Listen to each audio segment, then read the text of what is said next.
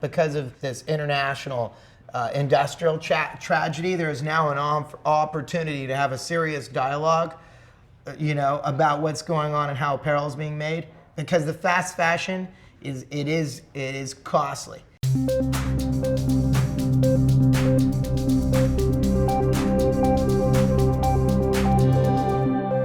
Hi, I'm Raihan Salam, and this is the Vice Podcast. I'm joined today by Dov Charney, founder and CEO of American Apparel, one of the most innovative fashion retailers and brands in the United States, and also a major domestic manufacturer of apparel. Dov, thanks so much for joining me. Thank you. Dov, you've been in the clothing business for quite a long time. In fact, my understanding is that you started in it as a teenager. That's correct. So what brought you into it? What was so compelling about t-shirts? Well, I had a love for basic white t-shirts, Hanes underwear t-shirts, and they were cotton. The t-shirts available in Canada were poly cotton. I started to bring in a few at a time, and I brought them so my friends could resell them in front of the Montreal Forum. They were bootleg t-shirts. So this was when... I was wholesaling the shirts. So you were a high school student in the United States, and you just started buying them up.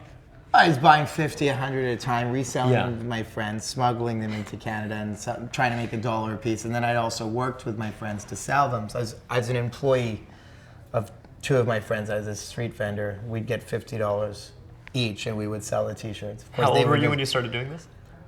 Oh, I think it was 15 we were doing that. Yeah. Wait, so how were you getting back and forth across the border? I mean, did you have an older friend who was driving you, or? No, Amtrak. No, you could go. There used to be 2 trains a day that would leave New York. Now there's only one. There was the night train and there was the day train. So, I mean, how were you getting your studies done while you were doing this? Studies was secondary to business. So we were, basically I was importing the t-shirts, reselling them, and then a few other people said, hey, can you get me some? And the business snowballed. It was a wholesale t-shirt business. There was a printer by the name of Bernie May on the corner of St. Lawrence and Sherbrooke in Montreal. He was a Harley Davidson dealer, and he said, hey, can you get me 1,000 of those? And then another guy said, can you get me 5,000? And all of a sudden, I had a business where I was doing maybe $100,000 a year. There was a time that American Apparel did. I remember it was the first year was 12,000, the next year was 100,000. Eventually we had $100,000 month. So then, okay, so you were doing this as a high schooler. You were making major amounts of money as a high schooler. Well, I wouldn't say that, but Well, because you were spending a lot too, I guess, in the course of doing it. Well, my books and records weren't the best. I think I was losing money when I thought I was making money. There was a shoe, every year or two, there was a shoebox of receipts, and I'd toss it out the window on the highway, start again. I was trying to make money. So what Still happened? am. Yeah. Well, fortunately, it's not shoeboxes anymore, I hope. No. But so then what happened next? I mean, so then you kind of, after high school, did you take some time out, or did you, in college, were you still selling? Were you still in the clothing business? This has been a continuous stream of consciousness for me since I was 15 or 16 years old, every day. So one thing just naturally progressed from the other thing. It just... Yeah. I believed in American iconic t-shirts. I was buying job lots of Hanes t-shirts in South Carolina, in Columbia, South Carolina. I took the train there from Miami. And I met this guy named Klaus Wustrow. And he was a German textile engineer that had come to the United States as a kind of, an engineer. He really knew what he was doing. He says, he told me we can make our own t-shirts. Here's how you do it. And then we took it to a knitter. We had it knitted up, and then we took it to a fabric finisher to get it bleached and finished. And then we took it to a place called 96 South Carolina. And we went over there, and there was maybe 15 women. And they sewed up the shirts in front of me, and it took a couple of days. I remember the hotels I was staying at the time were like $20 a night. Gas was maybe 75 cents a gallon. That's wild, yeah. Yeah, it was another time. Anyway, and South Carolina at that time was like, in 1980, it felt like 1960. But even then, the domestic garment manufacturing, textile sector, was already going through a big transition, right? I mean, in the early 90s, it was just starting. So I witnessed the collapse of the apparel and textile industry in North and South Carolina. And it was still pretty protected back then. Yeah, but it took about till 1995 and 1996 before it was decimated. But during some sales visits to Los Angeles, because of the companies like Forever 21. The Carolinas was being fueled by Hanes, Fruloom, Gildan. Just the commodity producers. Right, the commodity the t-shirts. basics, But then in California, where I was selling the garments, it became apparent that there was manufacturing going on there. But that manufacturing was more for boutiques like Forever 21. And that was the really old school proto version of fast fashion. I mean, they were Yes. very trend driven, and they're doing That's little right. things. That's and right. they're They were much more Turning it flexible out. than the South Carolina guys. Right. The t-shirts in South Carolina were like 60 cents, and when I came to LA, they were telling me $2. Got it. Everything was $2. But then I eventually showed, hey, I'm doing this in South Carolina, and the wages are the same, and I'm paying 60 cents.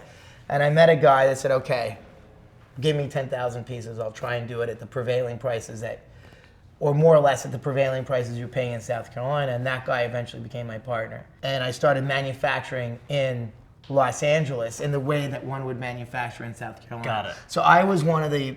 the scale. The scale was a lot. Right, but the cutting equipment in the Carolinas was different than the cutting equipment that was being used in Los Angeles. The way they processed the textiles was different, and I kind of showed people, look, this is how I'm doing it in the Carolinas. You want to do it for me? Do it like this. I had a $10 million business, so I was a big enough of a player to show people how I wanted to do it. And still today, there are many companies that adopted the manufacturing techniques that I brought with me from South Carolina. So I kind of infected some of the manufacturing tactics. When you first got out to LA, when you were first setting up this factory, were a lot of your early employees, I mean, where were they coming from? How did you recruit these guys? Were there people who had already been seamstresses in the area, that kind of thing? I mean, how did you find the At employees? first, I was using subcontractors in South Carolina. I continued to do the same thing where I would basically buy the yarn, commission knit it, commission dye it, then contract cut and sew it. Yeah. Okay, so I was vertically integrated subcontractor. We were under the 10 freeway on the Santa Fe exit. Got And it. some of those workers from that factory, from that first 60, work with us today. That's amazing. Right, we're thousands of people, but there's some people you could see, they remind me, I was with you when we were over there. Yeah, they know, and Yeah. I know, but no one else understands that we were under the freeway with one toilet, and you'd hear the trucks on there. It was crazy, it really felt like you were on a journey.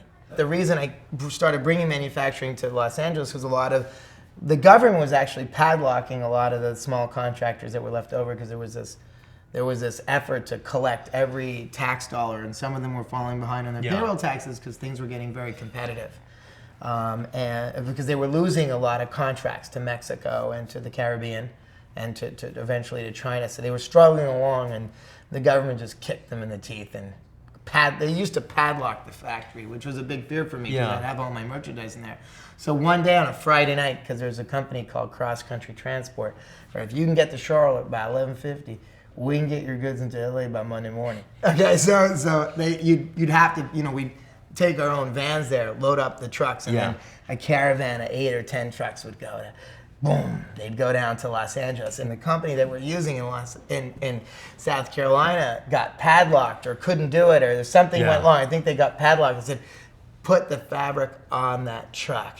And I said, Kevin, get over there, get it up there. Lo and behold, no one knew how to cut this fabric because it was flat folded, and in LA they use rolls.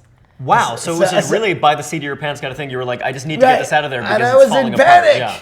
I was in panic because I couldn't find a contractor. There was only one guy that really knew how to work with flat. He had an old machine to do it. He had he had a flat fold spreader, and it was my partner, the guy that eventually became my partner, because I had to get this order out because of the deadline. Yeah, So when did it start being kind of a contrarian move for you to want to stick your production, keep your production in the United States, in Los Angeles? Like, around what year did you start seeing that the other folks who were doing the same thing, they started falling away, and that you were the mid-'90s. Yeah. Because it's still that time everybody's rolling to Mexico. We're gonna make the fabric here. We're gonna cut it over there. We're gonna bring it back. It was like that. I am a little bit of a control freak. I wanted a certain quality. What made American Apparel happen was our t-shirts were a little bit better than the standard stuff. And even though I was double the price, it was like, okay. And it was through being a little bit ahead, having a little bit of taste, a little bit of foresight. Because I had what they want, I could charge more. So it's like and when it comes to t-shirts, okay, so the Hanes t-shirt is $2 and the American Apparel t-shirt was $3.50, but for $1.50 difference, if I'm at a concert and I sell 100 of these and 10 of these, well, this is cheaper because Right. I'm getting my revenue is so much better on the American Apparel product.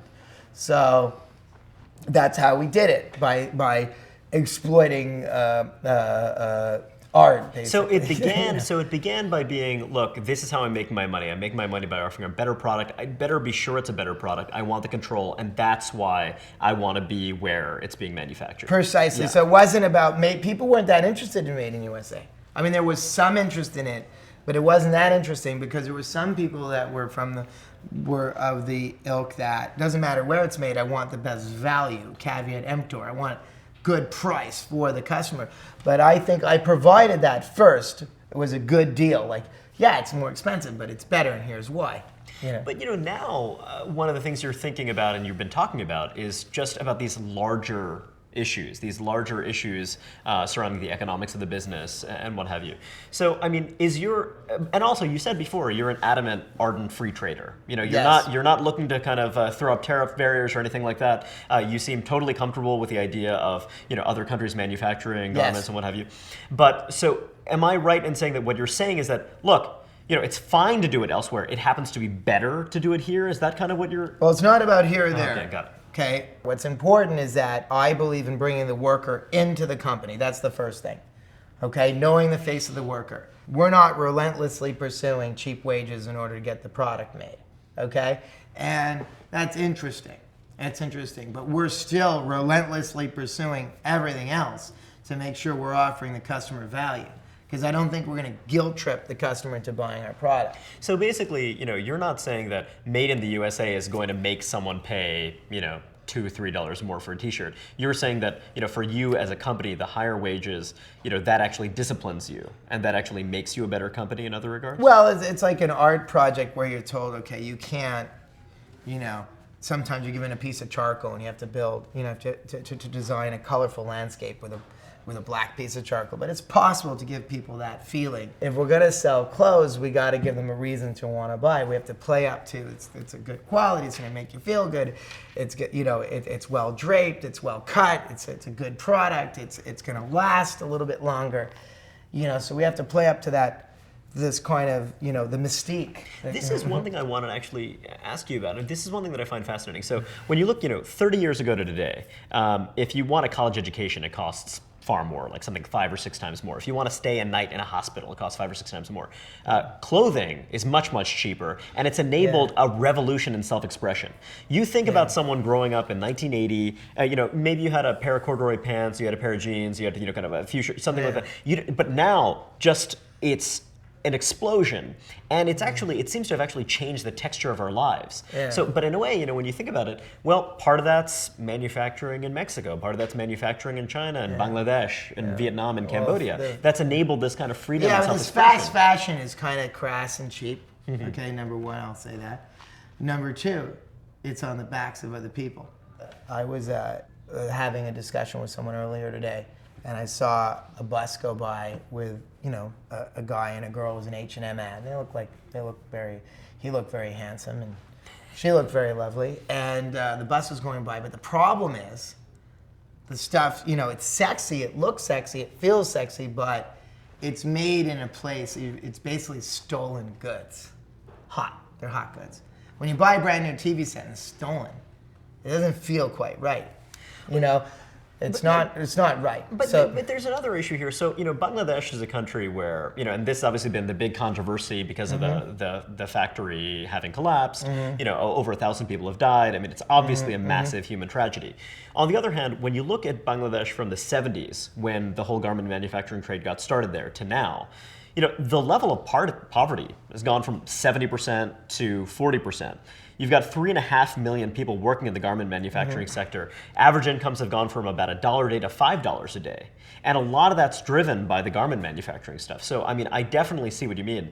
These are wages, these are labor standards that we would obviously consider totally unacceptable in the United States. On the other hand, when you go to Cambodia, Vietnam, Bangladesh, these countries, it does seem like the fact that, we have fast fashion, we have this stuff here, it does seem to have actually driven some progress there too. that's the upside. But the thing is that when we come to grips with, I think a lot of people don't understand what sweatshops are. I've tried to explain it to people. I've been in and out of sweatshops all my life. There are sweatshops in Los Angeles. I'm familiar with them. I can tell you. We can go look at them tomorrow if you want to fly there tonight. But and there are certainly sweatshops in Mexico. I've been in them and I've been in and out of them, and I've been in sweatshops all over the world. But I'll tell you one thing, that if it's a sexy piece coming out of a sweatshop, there's a reputational risk. And it just doesn't feel good. You don't want a sexy pair of underwear, or lingerie to be made in a slave-like setting. So that's one of the downsides over time of using sweatshops. But there's also an economic thing, is that there's not going to be cheap labor forever. The world wages will harmonize as we globalize the economy, as there's a free flow of money, as we eventually liberalize the movement of people. Okay, the invisible hand will create a scenario whereby we may not have these cheaper wages in Bangladesh. So in the long term, what's really smart is to... That's the very, very, very long term, though, right? Right. I mean, I think that, and it's funny because what you're saying partly... Do you think that clothing will be made by hand in 100 years? No. Me neither. Although actually, one thing I do wonder... I mean, some of it will be, but there's going to be machines. A guy sent me a video of an idea he had. He's got money from the New York Department of Energy. There's this machine where the fabric rolls in this thing and it bonds the t-shirt. The t-shirt drops to the ground. There's another machine puts it over here. I mean, it's not going to be forever. It's not, even though we pay workers $30,000 a year. It's not all workers, but many of them earn, experienced workers earn to the wage levels like that. And if you have two partners that are living together, it's a household income of $60,000, and they're working in American Apparel. $60,000 can get you to places in Los Angeles, get you a fair apartment, a car, internet, etc. Right? We're paying a fair wage, but it's still hard labor. Now I make a good wage. You could pay me my salary, I wouldn't sew t-shirts. It's not a fun thing to do. Yeah. Okay, pay a fair wage, we're committed to that, and there's a lot of smiles at American Apparel, and I love my workers, but it's not something I think that will be done for the next 100 years. Okay, no, you're just sitting there on a machine. The reason we haven't automated the apparel industry is because we always have cheaper labor, so it doesn't pay. There was a company called Atlanta Attachment that used to come up with all these automated devices. Yeah. We still use their devices at American Apparel.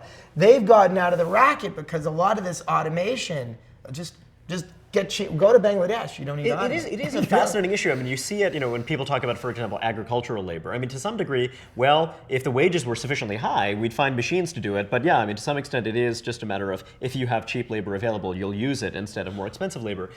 But I mean, I wonder, so it seems that on one level, you're saying that, look, it's actually a reputational risk. It's a brand risk issue. There's some of that. But I also wonder, I mean, so one argument for higher wages is the Henry Ford argument, right? The Henry Ford argument that, to some extent, these are the folks who are buying the products as well, and, kind of we want to pay them higher wages, also because they're going to be more efficient, they're going to be more productive, there's going to be less turnover if we pay people higher wages. Is that part of the motivation? Okay, that's a marble on my side. Yeah. Okay? The Henry Ford argument. Then the reputational one's a marble on my side. Yeah. Okay.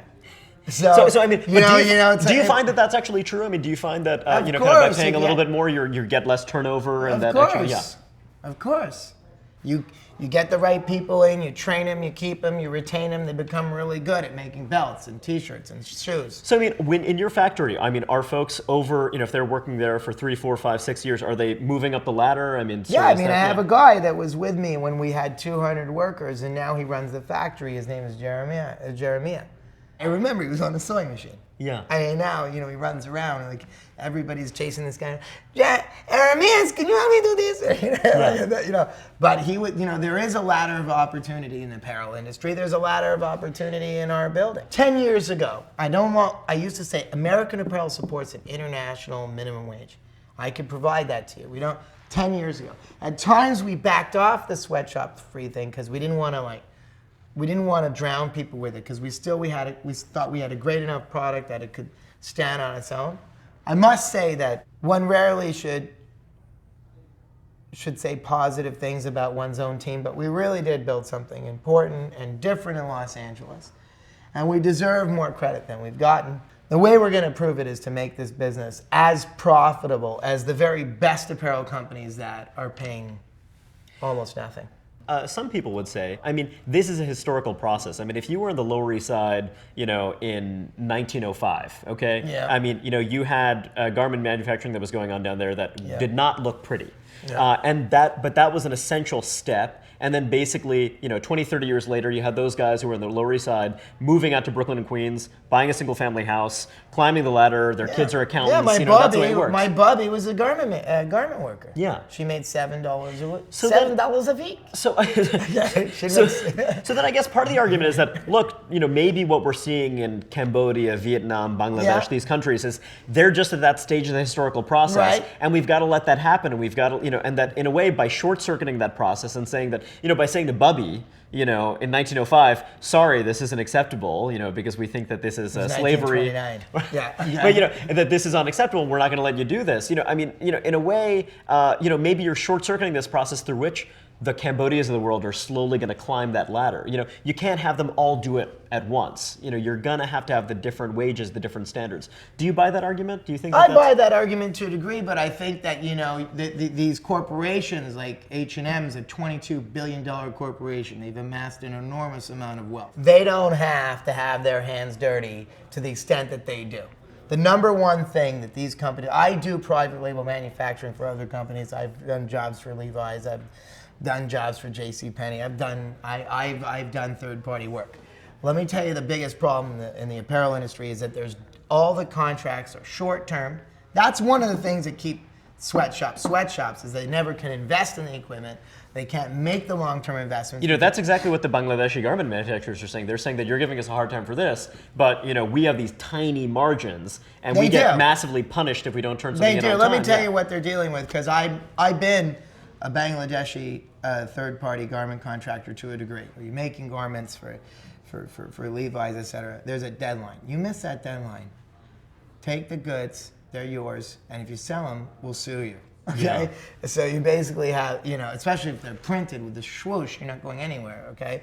You sell that anywhere, we're gonna take your children and they will be punished, okay? And we will not pay you anything, okay? So you could be sure they were hustling everybody back in the building because of deadlines. Now, if these garment manufacturers are serious, I'll challenge them to the following.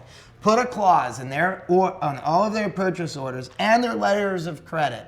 It will completely destabilize the financial system, by the way, okay? Because no one will know what's going on. That if there's a human hardship involved with this particular order of gloves or this particular order of leggings or whatever, that if you have to be late because of a human hardship, call up this 1-800 number from Bangladesh, 1-800 Bangladesh Help, okay? And we'll put you on the phone with H&M and we'll review the human circumstances of the situation and get you an extension. Yeah.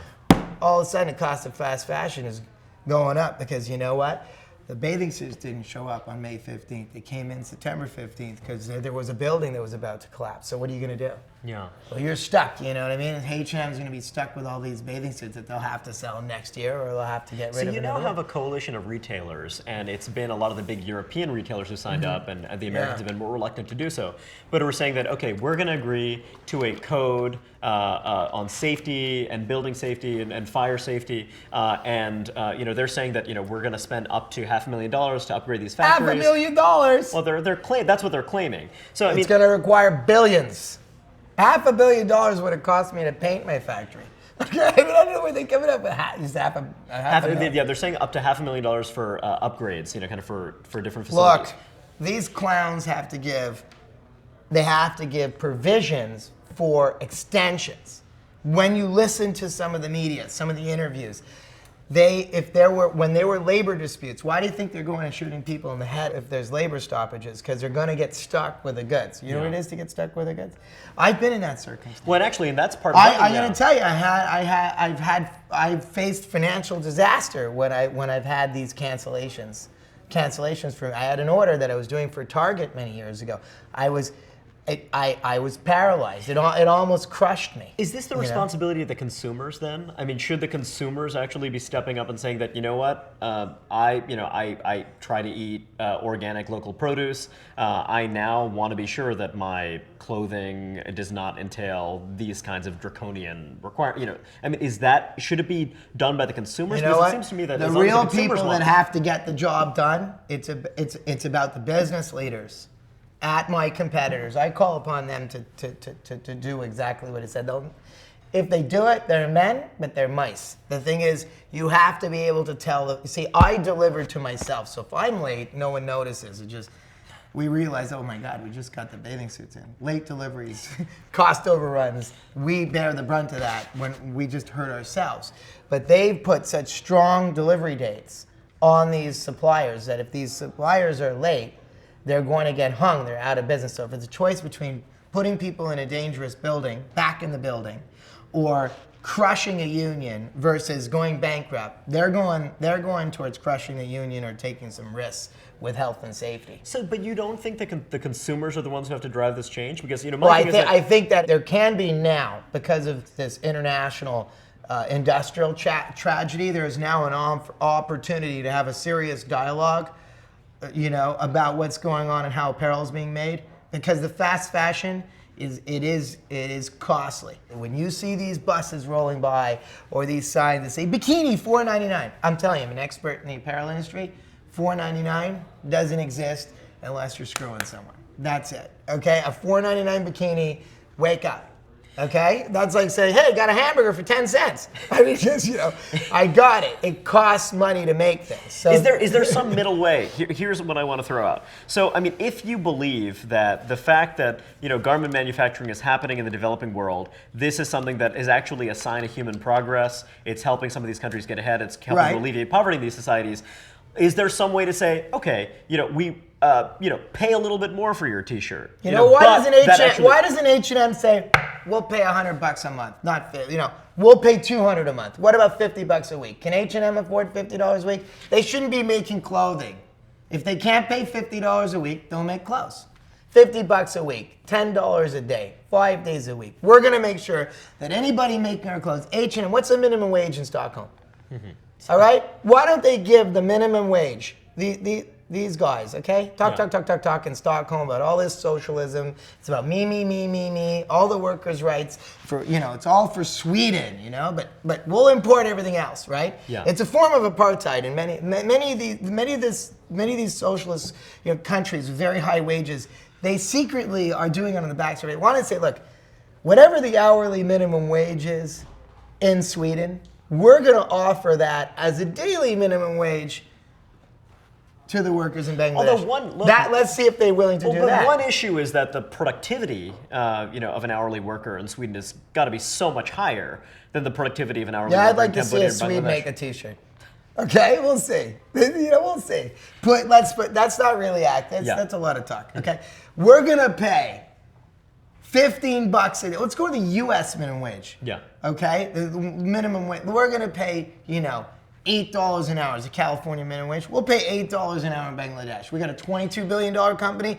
We'll lead the way. No, they won't do it because they're paying $40 a month. Well, but that would be. I mean, so okay. They're paying right $10 a week. They're paying $2. The minimum there. The minimum there is it's the minimum $2, there. I believe. Come on, I believe it was $40 a month, and now they're going to raise it. But the thing is, they're going to raise it to $46. I mean, it's $2. It's going to go to $3. What's $3 a day? 20. But look, the reason why the hourly wage is a lot higher in the United States is also because of you have the capital, right? I mean, you have the machine, you have the tools, and what have you. It's not necessarily these guys are making some of the richest men in Europe are the men that own these companies that have founded these companies.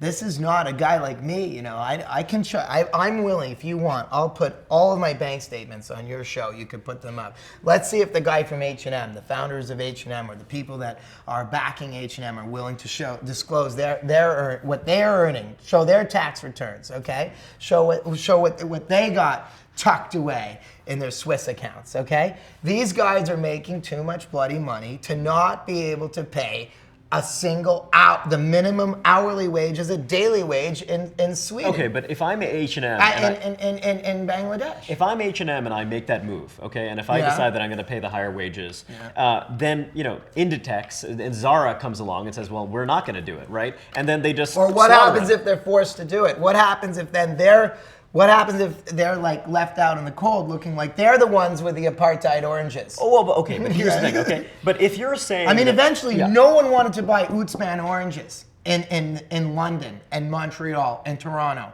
They didn't have Utsman oranges in the States, but we had citrus from South Africa. Was like, no way. Because we just decided that apartheid was just too ugly. And a regime to be eventually, associated people with, would not eat Utsman oranges. My mother, when she saw my grandmother had bought Utsman oranges, eventually it's like, throw them out. Okay, but here's the thing. Okay, so the thing is that if you're imposing Swedish wages, I'm saying only one. Take the hour okay. for the day. No, fair enough. But if you have a big increase in wages before, Cambodia or Bangladesh gets to that point where they're sufficiently productive, right? Yeah. Then that's just going to mean you're going to go from having 3.8 million garment workers to having, a few Or hundred, what if they? right? What if it starts pushing? What if they start, running into some? What if there's a movement to set an international minimum wage for clothing workers? That's what we really need. I have a minimum wage. My minimum wage. Okay, take a look at the bear on the flag, California. They set the wages at American Apparel. Yeah. Okay, Sacramento. Thank you very much. Okay, that's it. Those are my minimum wages. I live by them, and I still make money. Okay, I have positive cash flow. We intend to make $47 to $52 million of EBITDA this year. We put out a guidance. That's our guidance.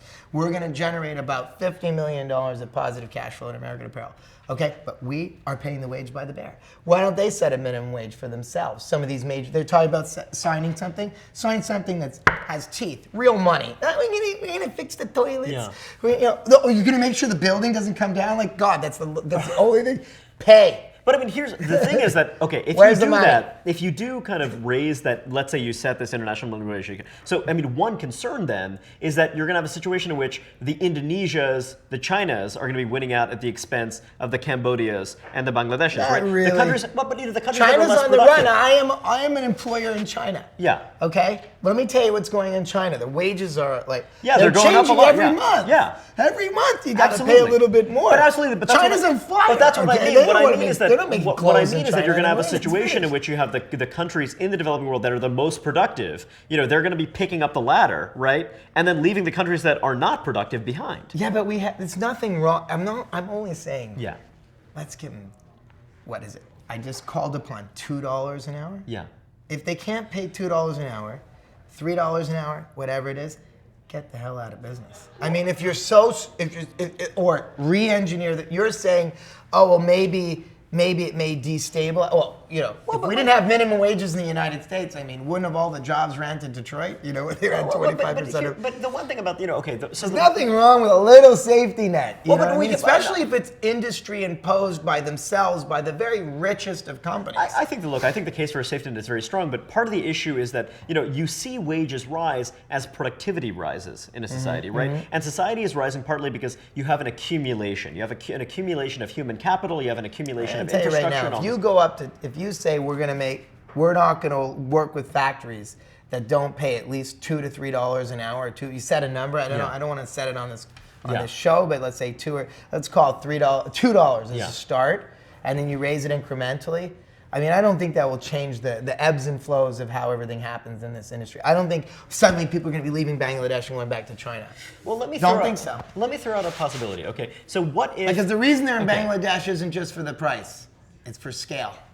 Okay, I can make t-shirts. It's for scale. That's why Bangladesh is now the second largest producer of clothes. And by the way, Bangladesh has got it. And where's it? Oh, maybe I mean, I understand maybe they don't get to sub-Saharan Africa now. You know what I'm saying? But maybe sub-Saharan Africa does something better anyway. Yeah, I mean, I think that's the thing that I have trouble, because I think a lot of what you're saying, I think, makes a lot of sense. I think that my concern Okay, do you is condone slavery? absolutely not. Okay, then you have to support what I'm saying.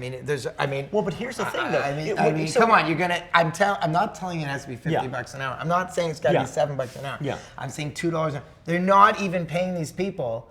Let's say they say $40. They said $40 a month, right? Yeah. And how many hours does a man work 160 if they're working 40 hours Yeah. a week, but we think where they're working more.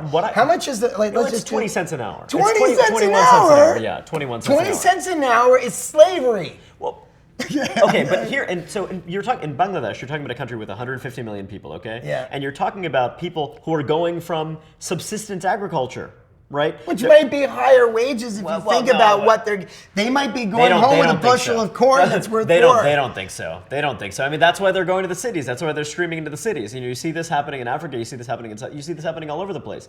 I mean, and also, you know, it's similar. You know what? H&M could afford to pay $2 an hour. Okay, so let's say H&M. You know? Okay. And then, so maybe they're not going to have, it's not going to say $4.99, and maybe their EBITDA margins, maybe their net profits, their shareholders are going to start to, you know, show a little bit of strain, but you know, they can advertise harder, they can design better. You know, let's see if Forever 21, you know, you take H&M, Forever 21, Primark, you take all these discount retailers, and you say, hey guys, can you afford a $2 per hour wage? If you can't, Dov, let's say, okay, I buy this. Okay, so let's say, just for argument's sake, that I'm a consumer in New York, LA, Stockholm, whatever, and I believe that, you know, I'm not comfortable with what H&M's doing, so H&M, they have to pay this higher wage. Then you've got some company, a startup company in Cambodia. And the Cambodian company says, okay, you know, H&M isn't going to exploit us. We Cambodians are going to make our own clothes. We're going to pay the but they local won't have wage. the seal, you know, the seal with it. They'll be exactly. like a little heart or something. Exactly, but then they you know what I mean? They don't have that little heart on the label though. Okay, but then, you know, but would that be okay with you if then it's not H&M, it's not the Swedes coming in and exploiting probably people? A bogus startup out of Cambodia coming to sell clothing in the United States and doing their own retailing? Yeah, I mean, but would you be okay with that? Because at least that's the Swedes coming and exploiting the Cambodians. Let me tell you what's going on in retail. New York City is a shopping mall. Independent retail is being set aside. Okay, each lease is controlled by Chipotle. Next door we have a Dwayne Reed and a Bassett over here. We're thinking you American Apparel could come in over here. You have an H&M over here. I mean, come on, it's being colonized, okay, by these massive multi-billion-dollar companies that they can't afford to pay $2 an hour. Shame on them. That's the thing. But if you have a Cambodian company in Cambodia that's talking about for assembly only. I'm not even talking about textiles, okay? I'm just talking about the assembly of the apparel product. But you get where I'm coming from. So if it's the Cambodian, forget about the Swedes exploiting Cambodians. The Cambodians deciding, you know, this is the wage we can afford to pay. We're going to try to make it big. We're going to try to sell and stuff. Because, you know, you said yourself, you're not a big fan of borders, right? So I mean, you know, it's not about someone coming in from, they can handle it.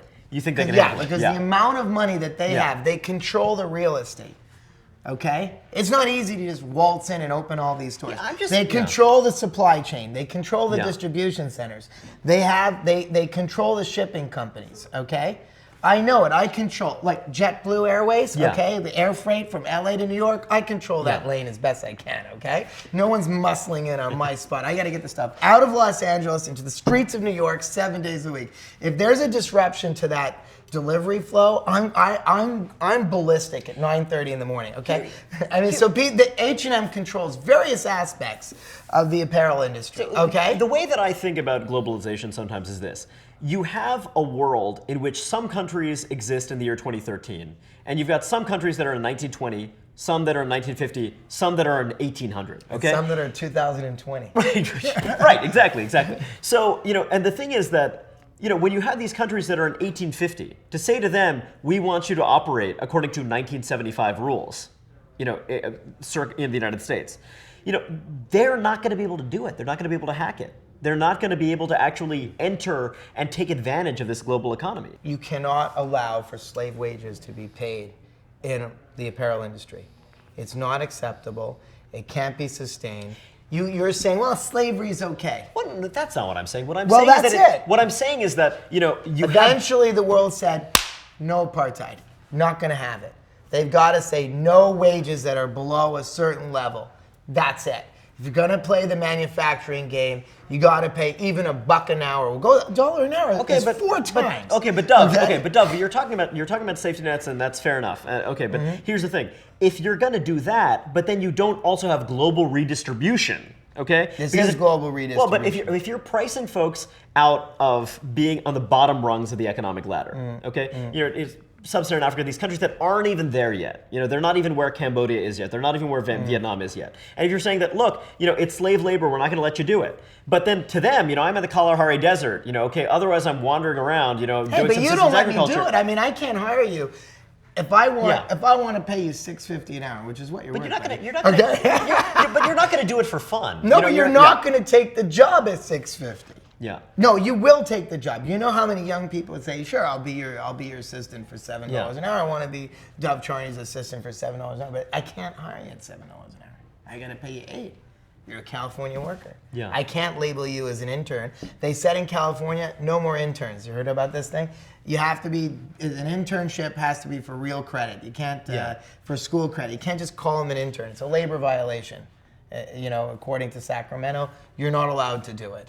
Okay, so you say, I just want to be your intern. You don't even pay me. Sorry, you can't work as my intern. It took hundreds of years for California to get to that place. I'm just saying, there's certain minimum standards we have, and you know what? There's more billionaires in California than anywhere else. Okay, didn't happen overnight. They didn't get from the Kalahari Desert. They didn't get from Senegal. They didn't get to California. Yeah, but California is a leader in terms of wage and hour laws, okay? You have the 8-hour workday in California. You have so many employee-favored laws there. Yet California is prosperous. I mean, well, not everyone would agree with you there. I think that it's kind of they're bleeding talent. They're bleeding, but ask them at Google or Yahoo or all these big to go over to Palo Alto and drive through. Well, yeah, but like every single employee of Apple is generating hundreds of thousands of dollars in revenue, right? Yeah. Every employee, who's working in that factory at Rana Plaza in Bangladesh, they are not generating, over $500,000 in revenue. Okay, actually they are. They're generating a lot of revenue. What I'm saying is that if it's you're looking going at to the malls. Yeah. It's going to look. What's happening in my industry, because I have to compete to hire all these people. Okay, the administrative employees in the apparel industry are making 6-figure salaries and beyond. Okay, the malls. Okay, right now there's a big thing going on in Las Vegas. It's the mall. They have I think it's called the ICSC. It's where all the mall owners are. They're taking out one of my guys to dinner right now. Let's go to Morton's. Okay, everybody's fat and happy. Or everybody's fat and happy in retail and in the real estate industry that's supporting the retail industry. All the agents are happy. Everybody's feeling great. By the way, they had a nice little whorehouse I heard in the building. Okay, where they were doing drugs. Cocaine, all kinds of things they talked about was going on the ground floor, okay, below where all the workers were. So it's a little bit insane to think that we can't say, look, we've had a disaster here, okay, what would they have to pay, okay? What would they have to pay if this disaster took place in the United States? How many $1 billion would they have to pay out? A building, imagine the American Apparel building falls down, okay? I mean, what am I gonna have to pay? What is gonna be left over for me? Okay? I mean, come on. The least they could do is start to set minimum. We're not going to buy any apparel in Bangladesh unless we're paying so much money. We're going to put a clause in every purchase order that allows it if there's a human hardship involved in us executing this order. We want a hearing before an H&M advisory board to see if we can get an extension or an industry-sponsored advisory. But it's also true. It's also true that you're a successful guy. Okay, you've done a lot of things. You've built a substantial, enduring business. Okay, so if you're going to take out an insurance policy on your life, you're going to be able to take out a much bigger one than a guy who has led a lackadaisical life, hasn't amounted to much. I mean, it's just kind of in that crude sense that neither of us is comfortable with. Yeah. There is a crude sense. I don't like it. You don't like it. But there's a crude sense in which your life is "quote unquote" worth more. Well, what's the minimum value of life today in the world? Look, we have to have a minimum value. Yeah. Well, that's a deeply uncomfortable and problematic idea, and you're right, and you've taken it. How much money should the retailers pay for each life in Bangladesh? I was thinking about it today. What's your answer? Well, look, my answer is whatever is going to get that country out of the poverty trap it's in, and that means that okay, your mother got killed in the collapsed building. You now have standing to sue them in the United States court. I'm not saying you do, but you might. But let's say you walk in to a New York City courtroom. What kind of judgment do you think you're entitled to? I'm sure millions. Yeah, well, what are they going to get? They're gonna get barely anything. But here's what you're saying, Dov, is that the world is unfair, and I'm no not one saying disputes the world's that. unfair. Well, but I think that these retailers need their ass handed to them. And that's going to force them to think a little bit. You and I both grew up. We were both born in North America. Okay, that doesn't make you a better human being that someone who was born in Mexico or Dominican. Okay, I'm going to throw it out there. It doesn't make you a better human being. No, it doesn't. Yeah, but the sad fact is that simply by virtue of being born in Canada or the United States, your life is treated as more valuable. And why is that? It's because for hundreds of years, this has been a developed, affluent society, and that we benefit from that inheritance. And the thing is that, if there are countries, going back to this time travel idea, if there's a country that's in 1850 or 1750, they don't have the benefit of that inheritance, and they're trying to get on the bottom rungs of the ladder. We're all in 2012. Yeah. Okay, number one. Number two, okay, I don't know. It's not, when you go there, it's not, the clock doesn't suddenly say 1850. Okay, we're in 2012. These are international companies. We're in 2013. What's the matter with me? Okay, we're in 2012. Time travel is happening right before our eyes. Okay. So yeah, with me, I'm always a year behind. Okay, anyway, so we're in 2014. Slow fashion. 13. Yeah. Right. We're in 2013. Yeah. These guys had a building fall. Their contracts were in there. This is not the first industrial accident. This is like this is the second one. And then a week later, there was like another one. But look, the wages are higher there now than they were 5 years ago, right? I gotta tell you something. Yeah, okay. They've gotta pay. If they're gonna make clothes and sell them to rich people in Toronto and London and New York, they better get their act together, or they're engaging in death trap manufacturing. Period. Okay? Death trap manufacturing. It's going on. Loblaws is a major operator. What about my liberty? What about my liberty to work in the factory? I'm in the Kalahari Desert, and I'm like, it sucks being a herder. There's a drought. This stinks. What about my liberty to work in the factory for the lower wage? I mean, you're going to get screwed hard enough getting paid $1 or $2 an hour. I mean, 20 cents is too hard of screwing. We shouldn't even allow it. Just like I'm not allowed to hire you as an intern in California, even if you want to be hired. I'm sure there's a young kid there. I just wanted to be an intern. Okay, and I couldn't be. I wanted to be an intern at the LA Weekly, but I couldn't. Yeah. I mean, it's too bad. You're not going to get to be an intern unless they pony up $8 an hour. So we know. Okay, so I have a sense. of how you're looking at this, and it makes sense. I'm talking about the minimum. I'm talking about free liberty, freedom, commercial freedom for everyone, but with a basic no slavery allowed. So now I want to talk to you about. Tell me about where you want American Apparel to go next. Okay, so are you thinking that you guys have the right model? H&M has the wrong model because it's, as you say, built on slavery. So what you're saying is that we have the right model. And is that why you think you guys are going to succeed and flourish, because you're doing the right thing and consumers are going to reward you for doing the right thing? If I had a group of 10 MBA students from Harvard University over here and we were going over, I've already broken the sweatshop paradigm. Now, because I have enough, you have to have an imagination and scale American Apparel. I'm only did $617 million last year, and you have to imagine, if the company does $1 billion and you scale everything and each store does about 20% more, and the internet business doubles, and you figure that we could probably get 300-500 basis points out of our margin once we scale the business, what does the profitability look like? It looks like they did break the sound barrier as far as not having to rely on slave wages to assemble.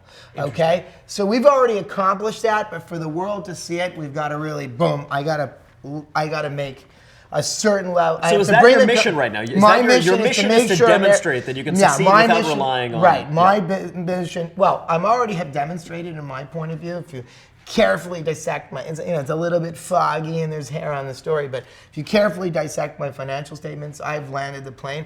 Now I got to scale it. I got to take it from $617 million to 1,000 million, approximately, at about 1,000 or $1,100 million.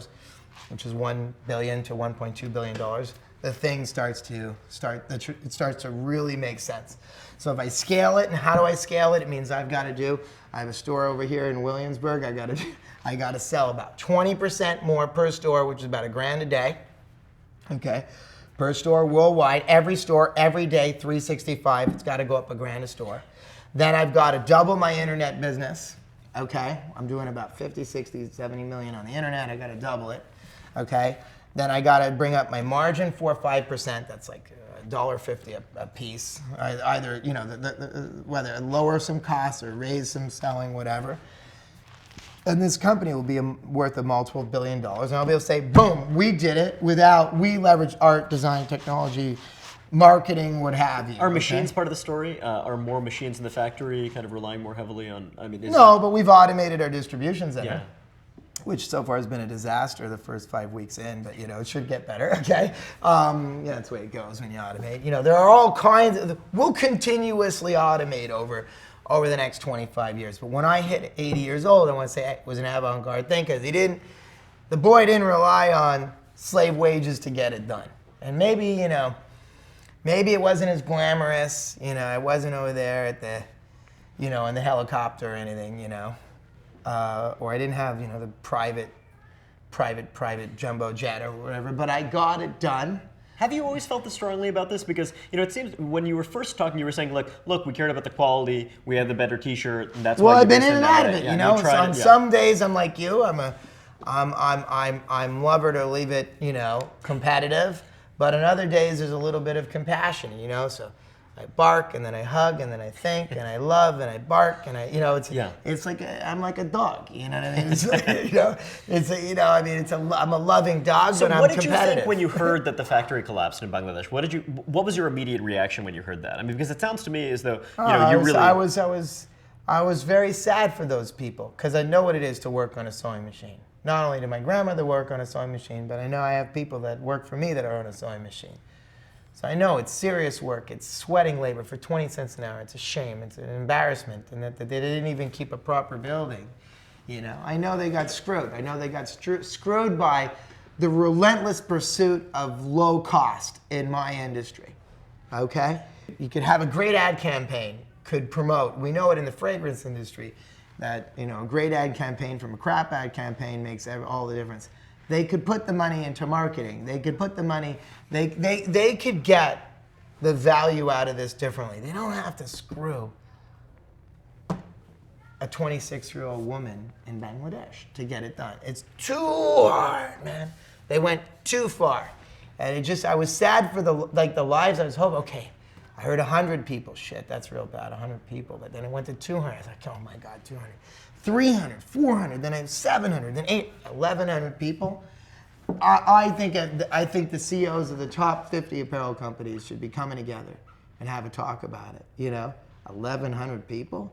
I mean, only 3,000 people got hit in the World Trade Center, and we talk about it every day in the United States. It's like, you know, when you see the flag on the subway, you think about that. You know, when you see the flag on a Greyhound bus, when you go to the airport, you feel it. Okay, you feel September 11th. This is a September 11th, I think, for the apparel industry and for the working people of apparel. I mean, we've had we still talk about a fire. I think it's the triangle, what's it called? Yeah, the triangle shirtwaist. The shirt. So now we're in 2013, it's 100 years later. That changed the industry. And why can't they now pledge to have mechanisms for extensions, okay?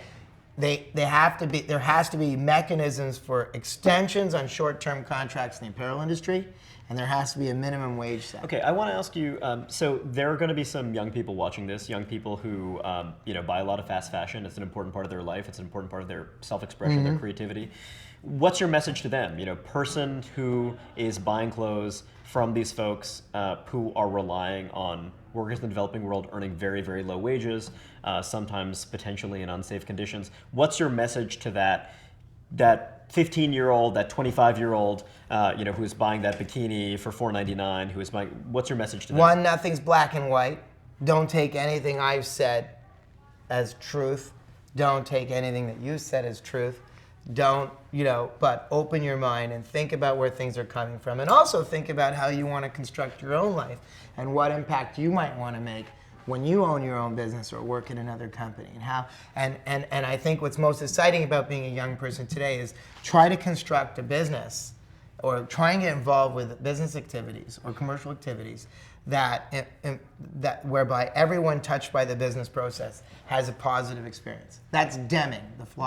There's a business philosopher by the name of Deming. Is it Arthur Deming? I forgot the first name.